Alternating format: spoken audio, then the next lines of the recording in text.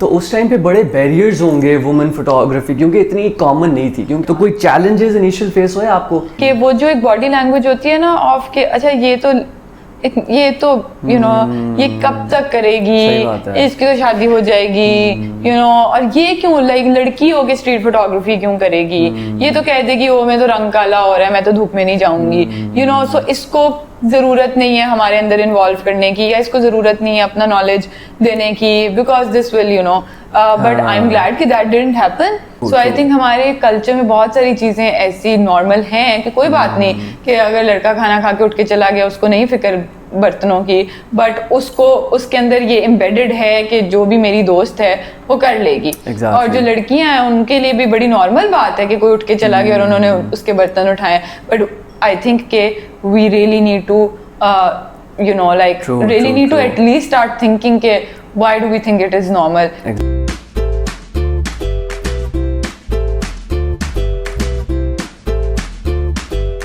अस्सलामुअलैकुम ख़वातीन व हज़रात, welcome back to a brand new episode of the local podcast. This is your host Raghib, और आज की जो शख्सियत हमारे साथ मौजूद हैं वो बहुत मल्टी टैलेंटेड हैं. वो एक विजुअल आर्टिस्ट हैं, डॉक्यूमेंट्री फोटोग्राफर हैं, और उसके साथ साथ वो फाउंडर हैं तस्वीर घर की. तो please welcome, we have Rabania Sharjeel with us. Thank you so much for taking our time and coming to the local podcast. बहुत शुक्रिया. नहीं, no worries, thank you for having me on the podcast. अच्छा, अपनी journey के बारे में थोड़ा सा बताएं. विजुअल आर्टिस्ट, फिर फोटोग्राफी किस तरीके से शुरू हुआ? बहुत साल पहले शुरू हुआ है बहुत टाइम हो गया. बस I think I was already growing up, तो I was surrounded by all these conversations and art and culture and politics and अच्छा, कुछ लोग होते हैं बचपन से ही फोटोग्राफी की हॉबी होती है, एक शौक था. नहीं, हमारे बचपन में तो कैमरे इस तरह से नहीं थे जिस तरह आज हैं. मतलब मेरा बचपन बहुत पहले था लेकिन नहीं जी, मेरे बचपन में तो it was like 1-2 cameras, 1 Handycam, Kodak camera, flash वाला. तो कब पड़ा शौक, कब पड़ा वो सिलसिला था. सो बट या अब व्हेन आई लुक बैक तो वो जरूर होता है कि there were moments, obviously when you look back तो आपको बहुत सारी चीजें मेक सेंस, बट वो भी तभी होता है कि वो आप अपने लेंस से ही देखते हो ना. तो अब when I am into this, तो मैं व्हेन आई लुक बैक अपने बचपन में, तो फिर मुझे याद आती हैं चीज़ें कि किस तरह की चीज़ें जो थी डॉक्यूमेंट हो रही थी. बच्चों की होती थी, यूजुअली घर की होती थी, दावतें होती थी, उसको फोटोग्राफ किया जाता था, डॉक्यूमेंट किया जाता था. बट या आई वाज बचपन में तो था ऑब्वियसली ये पता था कि आर्ट ही करना है. अच्छा. क्रिएटिव फील्ड में जाना है ये पता था कि I am interested in textile design. अच्छा. क्योंकि आई was very heavily inspired by, एक तो हम वो ओल्ड बुक शॉप्स जाते थे ना मैगजीन्स खरीदने के लिए, और वो सारा उस वक्त तो यही कल्चर था. रेडियो सिटी जाते थे सीडीज लेने के लिए, कैसेट्स लेने के लिए. सो उस वक्त में जो मैं बहुत ज़्यादा इंस्पायर्ड थी was all these old magazines जिसमें म्यूजिशियंस की फोटोग्राफ्स होती थी, फैशन की होती थी. So I was very inspired by that culture. and तो परस्यू क्यों नहीं किया आपने फिर टेक्सटाइल को और फैशन को? मैं नहीं, क्योंकि मैं खैर जब पढ़ रही थी तो आई डिड उस वक्त तक यही था कि टेक्सटाइल में ही जाना है. क्योंकि मैं करती बहुत ज़्यादा इस तरह की चीज़ें थी कि बस शर्ट्स को काट के कुछ बना लिया, जीन्स को काट के कुछ बना लिया, इस तरह की चीज़ें.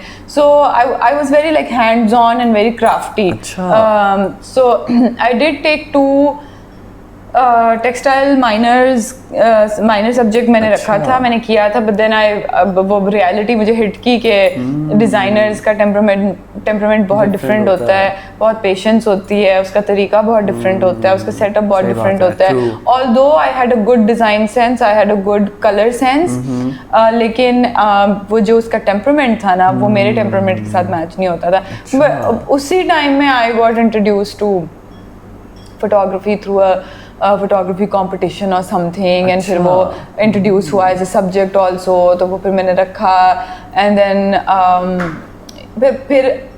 फिर मुझे I was immediately क्या कहते हैं connected to photography because photography का बड़ा hands on किस्म का वो था. एंड मेरी पर्सनालिटी के साथ वो मीडियम मिलता था। अच्छा। क्योंकि एक तो मेरा ये था कि I always wanted to be outside, like I wanted to meet people and have those conversations, and photography really made that happen for me. क्योंकि वो आपको वो एक बहुत लिबरेटिंग फीलिंग आती है कि आपके पास एक कैमरा और आप चले गए एंड लोग आपसे मिल रहे हैं, लोग आपको ट्रस्ट कर रहे हैं, लोग आपको अपनी कहानियां बता रहे हैं, and you are there, you know, exploring the world. तो वो वाला नहीं था कि you're in the studio and you're like making patterns and mixing colours. तो वो वाला टेम्परामेंट मेरी पर्सनैलिटी के साथ ज़्यादा मिलता था। So yeah, I am immediately connected to photography in that तो way. आपके अगर हम कामों की बात करें तो उसमें काफ़ी मेमोरीज और नॉस्टैल्जिया की फीलिंग आती है, तो किस तरीके से उसको अप्रोच करती हैं, क्योंकि काफ़ी ये पर्सनल चीज़ें होती हैं, तो आप किस तरीके से अपने काम में इसको अप्रोच करती हैं? वैसे तो मुझे लगता है सभी टॉपिक्स और सभी प्रोजेक्ट्स पर्सनल होते हैं ऑन सम लेवल। अगर वो आपको कंसर्न कर रहे हैं और अगर आपने उनके ऊपर कोई कमेंट करना है, मगर नॉस्टैल्जिया और मेमोरी एक पॉइंट पे yes were things I was interested in, and वो ये था कि I was looking back at the house that I grew up in, जो कि obviously मेरे दादों का घर था, उनके साथ ही मैं बड़ी हुई। We lived in a joint family system। वो जो कहानियाँ थी, फिर obviously उसके थ्रू एक इंटरेस्टिंग टॉपिक भी आ जाता है जो कि माइग्रेशन का है, पार्टीशन का है, पाकिस्तान की आइडेंटिटी का। हाँ, बट उसका पॉइंट जो स्टार्टिंग पॉइंट था वो ये था कि आप किस तरह से उन चीज़ों के बारे में या उन टाइम्स के बारे में नॉस्टैल्जिक फील करते हो जो कि आपने एक्सपीरियंस नहीं किए होते। और वो करते आप किस तरह हो थ्रू आपके ग्रैंड पेरेंट्स की कहानियाँ, उनकी बातें जो उन्होंने आपके साथ शेयर किया होता है, उनके तरीके के क्यों इस तरह से होता था, शायद इसकी वजह ये थी, उस वक्त में ऐसे था। So you know you feel nostalgic about something जो कि आपने खुद नहीं एक्सपीरियंस की, but to kind of inquire about that nostalgia, and then it goes on into memory, and then it goes on into के ड्रीम्स किस तरह से होती हैं और मेमोरी किस तरह से ऑपरेट करती है, और बहुत सारी चीज़ें हम भूल जाते हैं और फिर हमें ख्वाब में आ जाती हैं, and then you like you know इस तरह की इंटरेस्टिंग ओवरलेयर्ड टॉपिक्स। या सो वो आई वाज इंटरेस्टेड एक पॉइंट पे तो काफ़ी ज़्यादा। अच्छा, हमने फोटोग्राफी की बात की, आपने फोटोग्राफी कब शुरू की थी वैसे, विच ईयर? यार मैं तो जब स्टूडेंट थी तभी की थी, वुड बी व्हाट 2012 होगा। तो उस टाइम पे बड़े बैरियर्स होंगे वुमेन फोटोग्राफी, क्योंकि इतनी कॉमन नहीं थी, क्योंकि आजकल तो शूट्स भी हो रहे हैं, ब्राइडल भी, वेडिंग्स भी हो रही हैं, लेकिन उस टाइम पे तो इतना रुझान नहीं था वुमेन फोटोग्राफी का। तो कोई चैलेंजेस इनिशियल फेस हुए आपको? यार इसके 2-3 जवाब हैं मुझे लगता है। एक तो ये है कि इट्स अमेजिंग कि कितनी लड़कियां फोटोग्राफी में आ गई हैं और वो शूट्स कर रही हैं, वो अपने बिजनेसेस चला रही हैं, वो यू नो इंटरनेशनली काम जा रहा है इतना ज़्यादा, एंड इट्स और सबसे ज़्यादा इंटरेस्टिंग बात ये है कि वो सिर्फ फोटोग्राफी की एक साइड नहीं है, वो फैशन भी है, वो वेडिंग भी है, एंड अगेन मैं कहूँगी कि सिर्फ ये दो भी नहीं है, बिकॉज ऑब्वियसली इनमें आपको यू नो फाइनेंशियली आप अपने आप को ज़्यादा इंडिपेंडेंट कर सकते हो, लेकिन फोटो जर्नलिज्म है उसमें इतनी लड़कियां हैं, फिल्म मेकिंग में इतनी लड़कियां आ गई हैं, शॉर्ट फिल्म्स बन रही हैं, मतलब इट्स आई थिंक के प्रोडक्शन में आ गई हैं, स्टाइलिंग में आ गई हैं, आर्ट डायरेक्शन में आ गई हैं, इट्स अमेजिंग। सो वो तो बहुत ही एक अमेजिंग चीज़ हुई है कि वो एक इंडस्ट्री जो है वो थोड़ी सी खुली है और उसमें और लोग आए हैं और उसमें औरतें आई हैं ख़ास तौर पे, एंड आई थिंक कि मैं बहुत शुरू वालों में से होंगी। उस वक्त बहुत थे, मराम आबरू थी, वो दोनों कर रही थी काम, नशमिया हारून काम कर रही थी, आयशा हैं क्या कहते हैं, फराह महबूब हैं कराची में, she was teaching, she still teaching, so बहुत सारे, आयशा विलानी है, पहले नाम भूल गई थी, आयशा विलानी है, वो कर रही थी काम। सो बहुत सारी you know they were, but it wasn't के जिस तरह मैं लाहौर में थी और मैंने करना शुरू किया तो मुझे किसी ने कहा कि आप नशमिया से जाके मिल लें, there is someone you know, there Maram Abroo कोई हैं जो, अब वो कहाँ है उनका काम, वो डॉक्यूमेंटेड कहाँ है, वो पढ़ा हुआ किधर है, आप कहाँ उनसे मिल सकते हो, ये सारे बहुत मसले थे ना। एंड जब आप कहीं जाते थे, जिस तरह आप कुछ पैनल टॉक्स पे जाओ या फोटोग्राफी पे से जो होते थे रिलेटेड, या आप किसी लेक्चर पे किसी वर्कशॉप पे जाओ, तो वो मोस्टली आदमी ही होते थे। मुझे ये याद है कि बहुत दफ़ा शुरू के तो 2-2.5 साल आई रिमेम्बर के जब मैं जाती थी या मुझे जिस तरह से इंट्रोड्यूस कराया गया था वो आदमी ही होते थे। वो हार्डली, कभी कभी तो मैं ही अकेली लड़की होती थी। अच्छा। और जो आई थिंक चैलेंज होता है वो ज़रूरी नहीं कि वो कोई बहुत फिजिकल चैलेंज हो कि ये मैं कर नहीं पा रही किसी तरीके से या मुझे अपॉर्चुनिटी नहीं मिल रही। वो असल में होती ये थी कि the body language of a lot of senior men in the industry, कि वो जो एक बॉडी लैंग्वेज होती है ना ऑफ के अच्छा ये तो ये कब तक करेगी, इसकी तो शादी हो जाएगी, और ये क्यों लड़की हो के स्ट्रीट फोटोग्राफी क्यों करेगी, ये तो कह देगी ओ मैं तो रंग काला हो रहा है, मैं तो धूप में नहीं जाऊंगी, सो इसको जरूरत नहीं है हमारे अंदर इन्वॉल्व करने की, या इसको जरूरत नहीं है अपना नॉलेज देने की, because this will but I am glad कि that didn't happen. I am glad that it opened up actually, बजाय इसके कि वो और कंजर्वेटिव होता, वो ओपन अप हुआ। सो एक तो ये था being taken seriously, ये तो एक बहुत बड़ा स्ट्रगल है, वो आज भी होता है, बट आज एटलीस्ट ये है कि आपकी सोसाइटी में चलो इतना सा तो एक्सपोजर आया है कि you can be in that position, कि आप कंटेंट बना रहे हैं या फिल्में बना रहे हैं, आप एक्टर हैं, आप मॉडल हैं, जिस तरह से भी है। चल लेट्स कम टू तस्वीर घर नाउ। तस्वीर घर किस तरीके से, क्या इंस्पिरेशन थी, कब एस्टैब्लिश हुआ, थोड़ा तस्वीर घर के बारे में बताएं। एस्टैब्लिश तो 2015, बट इंस्पिरेशन मैं यही कहती हूँ, मेरी इंस्पिरेशन नहीं थी तस्वीर घर, मेरी फ्रस्ट्रेशन थी। अच्छा। क्योंकि ग्रेजुएट कर लिया था, बट उस टाइम में फ्रस्ट्रेशन यही थी कि कहाँ मिलूँ मैं इन फोटोग्राफर्स से, किधर बैठूँ मैं इनके साथ। हर वक्त हम सिर्फ ये करते थे, हमें असाइनमेंट्स भी मिलती थी, हमें काम जो भी मिलता था, प्रेजेंटेशंस मिलती थी, वो तो वेस्टर्न फोटोग्राफर्स पे होती थी ना, और ज्यादा होता तो कोई इंडियन हो गया, वो भी रघु राय जैसे जो लिविंग लेजेंड्स हैं, उस तरह के लोगों के काम हम देख सकते थे, या अगर कोई जानने वाला होता था और कॉलेज में लेक्चर रखवा देता था तो वो होता था। But how do we really get to know कि अच्छा 80s में क्या हो रहा था, कि कोई डार्क रूम्स थे, 90s में क्या हो रहा था।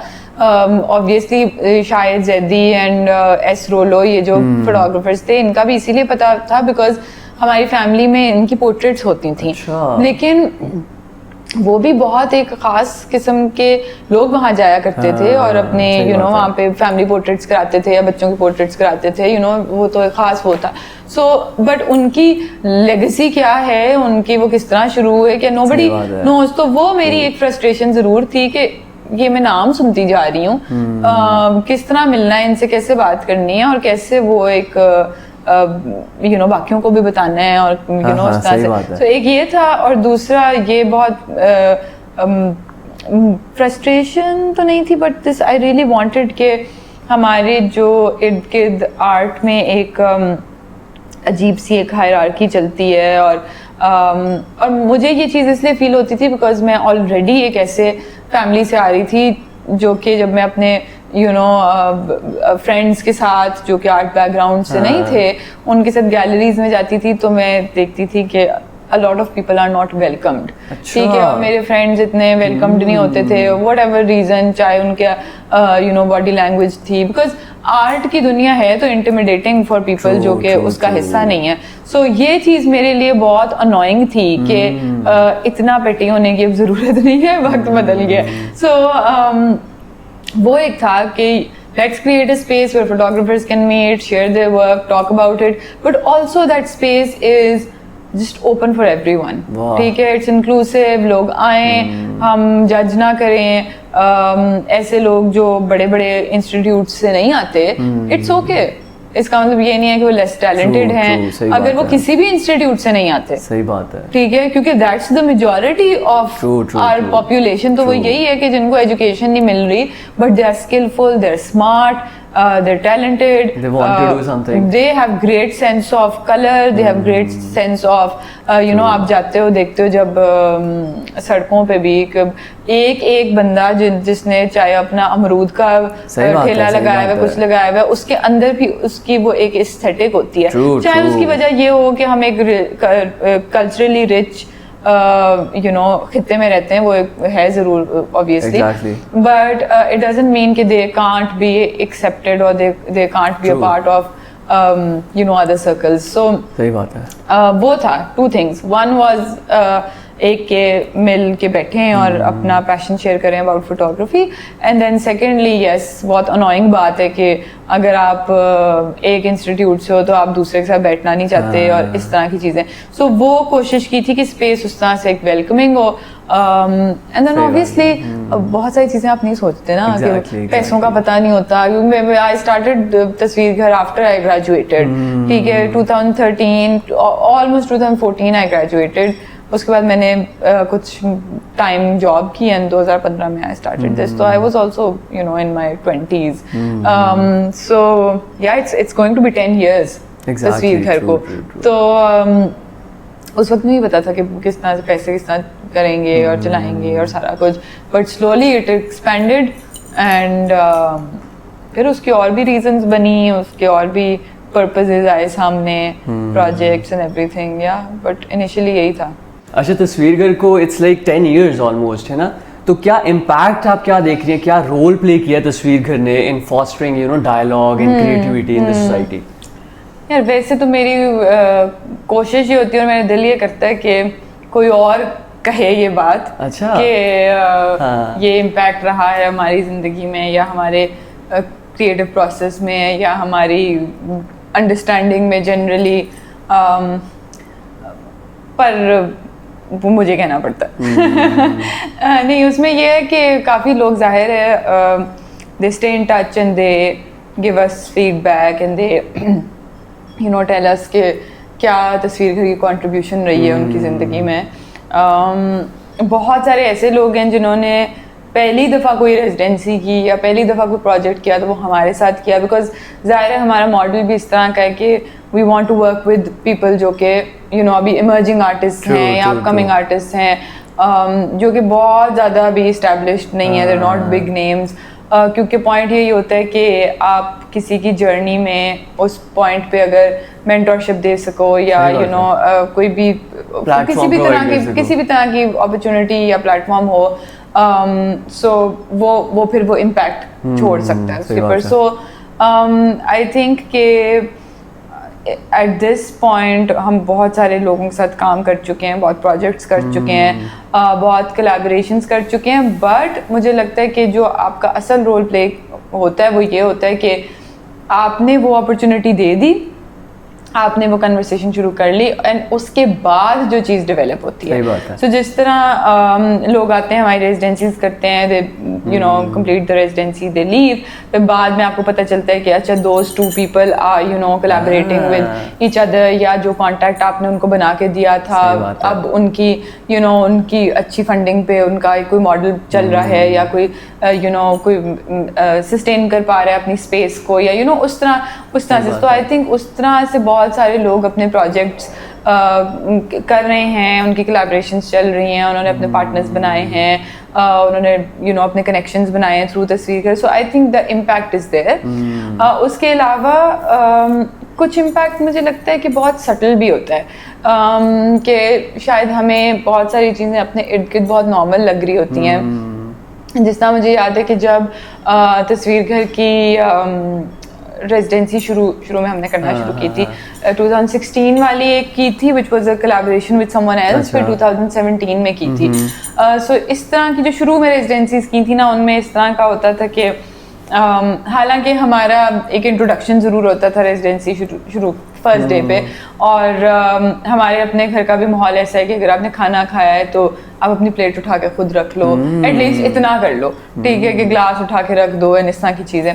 सो रेजिडेंसी में भी हमारा माहौल उसी तरह का रहता है कि यू नो आप एक दूसरे को हेल्प करो और एक दूसरे का काम थोड़ा कम करो, और यू नो सो शुरू में आई रिमेंबर कि जो हम खाना खा रहे होते थे, खाना खाने के बाद जो लड़के होते थे वो उठ के बाहर चले जाते थे सिगरेट पीने, और जो लड़कियां होती थी वो एकदम से ना टेबल ठीक करने लग जाती थी और चीज़ें करने लग जाती थी। और अक्सर लड़कों का एटीट्यूड ऐसा होता था, कर ले यार, कर ले, तो कर ले, क्या हो गया, ठीक है, इस तरह करके। एंड आई थिंक कि that is a change that I saw in the later residencies, that doesn't happen. हाँ, एंड आई थिंक कि आपको वो तो चलो एक जनरली माहौल आपके मुल्क का भी बदल रहा है, कन्वर्सेशंस हो रही है, सारा कुछ है, लेकिन आई थिंक कि उस पॉइंट पे जब आप वो चीज़ें देख रहे होते हो ना, तो आप थोड़ा सा अपने बॉडी लैंग्वेज को भी शिफ्ट करते हो, आप वो कन्वर्सेशन खोलते हो। बट आई थिंक कि बहुत दफ़ा जब कुछ ऐसी चीज़ें जो हमें नॉर्मल लग रही होती हैं, वो मुझे भी लग रही होंगी अपने घर में या अपनी बट मेरे लिए भी वो यही एक्सपीरियंसेस होते हैं जिनसे मेरा भी बबल बर्स्ट होता है। सो आई थिंक हमारे कल्चर में बहुत सारी चीज़ें ऐसी नॉर्मल हैं कि कोई बात नहीं कि अगर लड़का खाना खा के उठ के चला गया, उसको नहीं फिक्र बर्तनों की, बट उसको उसके अंदर ये एम्बेडेड है कि जो भी मेरी दोस्त है वो कर लेगी।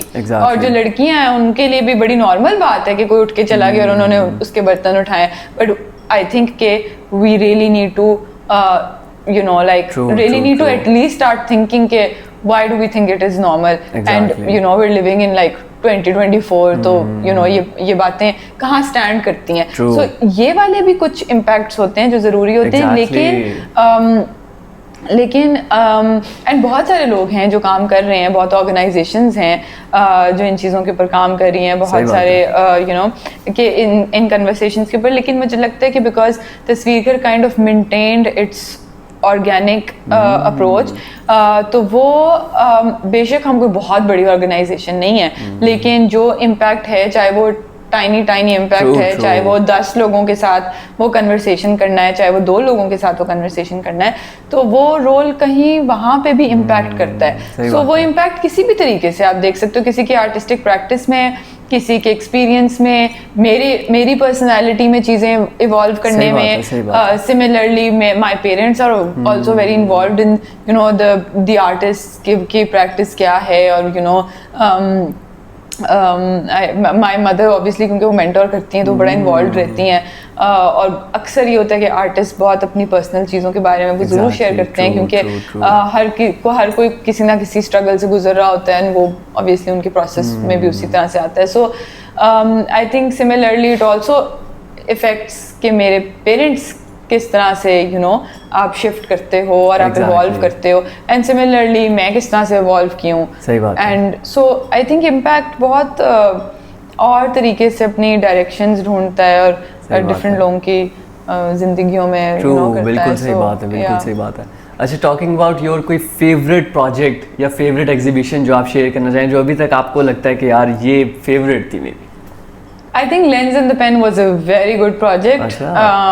वो प्रोजेक्ट इसलिए अच्छा था कि एक तो वो बहुत ऐसी चीज़ से स्टेम हुआ था कि जो कि फोटोग्राफी की ऐसी साइड है जिसके बारे में बहुत सारे लोग पाकिस्तान में इंटरेस्टेड नहीं हैं, क्योंकि यहाँ पे आई थिंक फोटोग्राफी को ज़्यादा एक प्रैक्टिकल, एक सिर्फ उसको उस तरीके से देखा जाता है। जो जिस भी फील्ड में आप जिस भी साइड ऑफ फोटोग्राफी में आप इंटरेस्टेड हो, वो स्ट्रीट हो सकती है या किसी भी चीज़ में, बट क्योंकि मैं हमेशा से इंटरेस्टेड थी कि टेक्स्ट किस तरह से फोटोग्राफी के साथ आता है और फोटोग्राफी को हम कैसे देखते हैं और फोटोग्राफी का इम्पैक्ट क्या है। सो वो प्रोजेक्ट ही ऐसे उन सारी चीज़ों को एक्सप्रेस करता है जो कि मैं सोचती सोचती हूँ, और उस तरह से। एंड देन अगेन ऑब्वियसली वो उस तरह से इंटरेस्टेड रहा कि photographers were working with writers and poets, and then poets and writers का जो एक प्रोसेस होता है बहुत डिफरेंट होता है, क्योंकि वो विजुअल रेफरेंस पे डिपेंडेंट नहीं होते, जबकि मुझे लगता है कि हम जो विजुअल आर्टिस्ट होते हैं वो विजुअली ही देख रहे होते हैं, उसी से इंस्पायर होते हैं, उसी से इन्फ्लुएंस होते हैं। सो वो एक इंटरेस्टिंग प्रोसेस था, एंड देन जो जितने लोग इन्वॉल्व थे उन्होंने बहुत ही इंटरेस्टिंग काम बनाया। सो आई थिंक वो एक अच्छा प्रोजेक्ट था। एंड देन जो ब्रिटिश काउंसिल वाला प्रोजेक्ट हमने अभी किया है, लास्ट ईयर किया है, उसकी भी कुछ अच्छी चीज़ें थी। फुली फंडेड प्रोजेक्ट था, हम यूके गए, we made a lot of international connections, so that was a good project also. बिल्कुल सही बात है, बहुत मज़ेदार बातें हो रही हैं हमारी। लेकिन इन द एंड अब हम एंड कर रहे हैं। इन द एंड मैं अपने हर गेस्ट से कहता हूँ कि 2 लाइनें पोइट्री की सुनाएं। ये आप क्यों कहते हैं? पहली तो बात ये है क्योंकि इतनी इन डेप्थ बातें करके तो एंड पे कुछ ऑडियंस को मिलना चाहिए ना रिलीफ, तो इसलिए मैं आपको पता है वैसे हर साल पोइट्री रिसाइटल करवाती हूँ और उसमें बहुत ही अमेजिंग लोग अपनी भी पढ़ते हैं शायरी, किसी और की भी पढ़ते हैं और हमेशा मुझे ये लगता है कि मैं तो नहीं पढ़ सकती, ऑल्दो मैं छुप के कुछ लिखती ज़रूर हूँ, बट मेरे में वो कॉन्फिडेंस नहीं है कि मैं पढ़ सकूँ कोई भी किसी की। बट आई थिंक कि मैं ज़रा खोलती हूँ अपना फ़ोन। ज़रूर फहमीदा रियाज, ऑब्वियसली लोग फेमिलियर होंगे इनसे। इनकी एक पोएम है और इसका नाम है तस्वीर। ज़रूर। सो आई थिंक रेलेवेंट होगी। तस्वीर घर से भी रेलेवेंट होगी और अगेन जिस तरह से मैंने कहा कि एक फोटोग्राफ या एक इमेज या एक इम्प्रेशन जो है वो सिर्फ एक तरीके से नहीं, बहुत सारी चीज़ों तरीके से देखा जा सकता है। उसकी बहुत सारे एस्पेक्ट्स होते हैं। अगेन वही जो लेंस इन द पेन वाला भी प्रोजेक्ट था वो इसीलिए था कि उसकी बहुत फिलोसॉफिकल चीज़ें भी हो सकती हैं और तस्वीर का मतलब सिर्फ एक फोटोग्राफ नहीं है, उसका कोई भी मतलब हो सकता है। एंड अगेन बिकॉज एक शायर है जिसने तस्वीर के बारे में बात की हुई और वो किस तरह से एक इमेज को या एक इम्प्रेशन को देखता है, तो I think it would be interesting. तो ये पढ़ते हैं। मेरे दिल के नहा खाने में एक तस्वीर है मेरी। अच्छा। खुदा जाने इसे किसने बनाया, कब बनाया था। ये पोशीदा है मेरे दोस्तों से और मुझसे भी। वाह। कभी भूले से लेकिन मैं इसे अगर देख लेती हूँ, इसे खुद से मिलाऊं तो मेरा दिल कांप जाता है। वाह वाह वाह वाह वाह। So yes. Perfect lines, बहुत अच्छी, बहुत डीप लाइन है टू बी ऑनेस्ट। हाँ वैसे काफी रेलेवेंट हो गई है। एग्जैक्टली। बहुत शुक्रिया, thank you very much for taking our time. बहुत शुक्रिया। Thank you. उम्मीद करता हूँ जी आप लोगों को भी ये एपिसोड पसंद आया होगा। पसंद आया तो लाइक करें, शेयर करें, चैनल को लाजमी सब्सक्राइब करिएगा। Take care, see you soon, अल्लाह हाफिज़।